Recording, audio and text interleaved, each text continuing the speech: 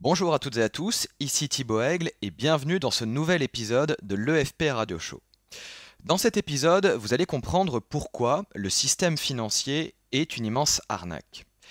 L'éducation financière est une discipline méconnue et surtout mal comprise. Trop de gens confondent encore éducation et conseil. Lorsque vous avez 10 000 euros à investir, la première question qui vous vient à l'esprit est de vous demander ce que vous devez faire avec. Vous vous tournez alors tout naturellement vers votre conseiller financier, qui est très peu éduqué financièrement, mais très bien formé à la vente, et qui vous répète mécaniquement le mantra suivant: l'industrie financière est très forte pour le lavage de cerveau, un peu moins quand il s'agit de réfléchir à des solutions d'investissement durable. Investissez sur le long terme dans un portefeuille diversifié d'actions, d'obligations et de fonds communs de placement. Ce qui se traduit plus simplement de la manière suivante: confiez-moi votre argent le plus longtemps possible.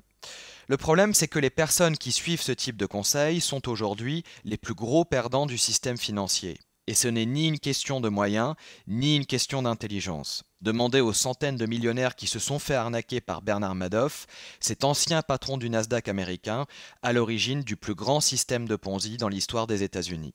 Beaucoup de gens savent ce qu'est un système de Ponzi depuis que cette affaire a éclaté à la fin de l'année 2008. Pour rappel, un système de Ponzi est une fraude à l'investissement où les premiers investisseurs sont rémunérés avec l'argent de nouveaux investisseurs à qui l'on promet de hauts rendements.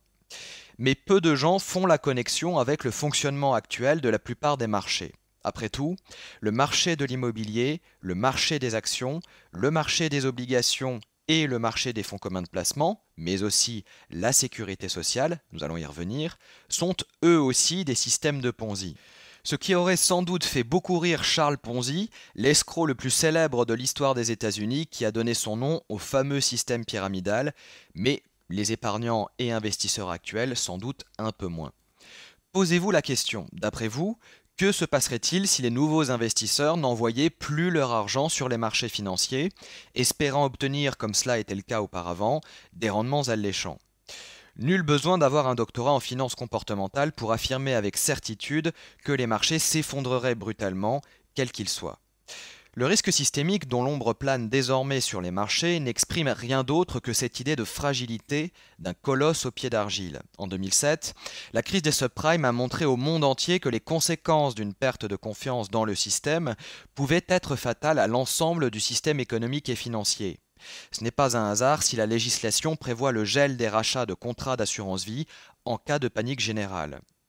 La solution apportée en 2007 n'a rassuré personne. Conscients de la profondeur du problème et inquiets pour leur argent, de nombreux épargnants ont voulu en savoir plus et ont découvert, horrifiés, une vérité que de trop nombreuses personnes continuent aujourd'hui d'ignorer, privilégiant le déni ou l'ignorance. La vérité, c'est que vous ne devriez pas faire confiance au gouvernement ou au système financier pour maintenir votre niveau de vie futur. La vérité, c'est que la prochaine crise systémique sera fatale pour de nombreux épargnants et investisseurs.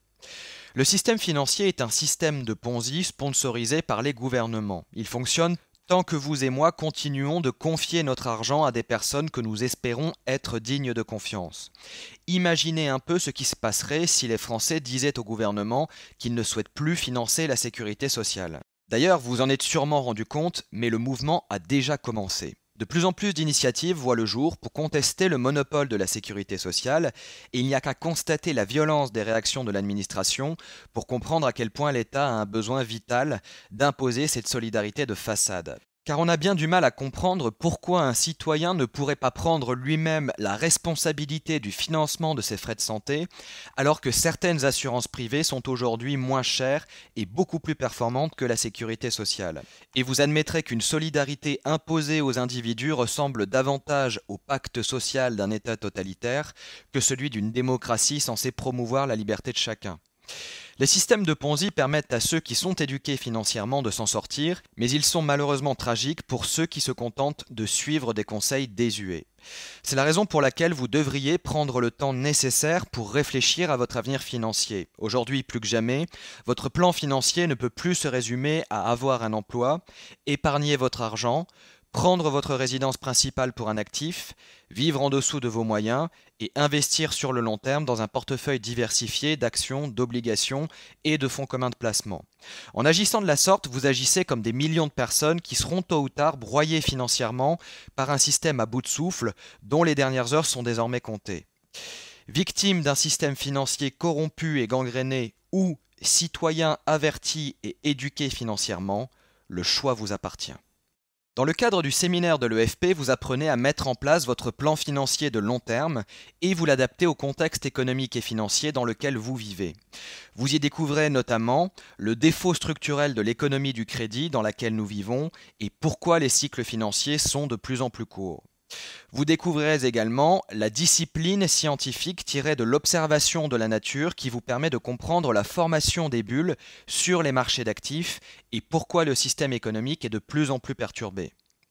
Vous y découvrirez également le système financier modulable qui vous permet de prospérer et d'améliorer votre niveau de vie, quel que soit le contexte économique et financier.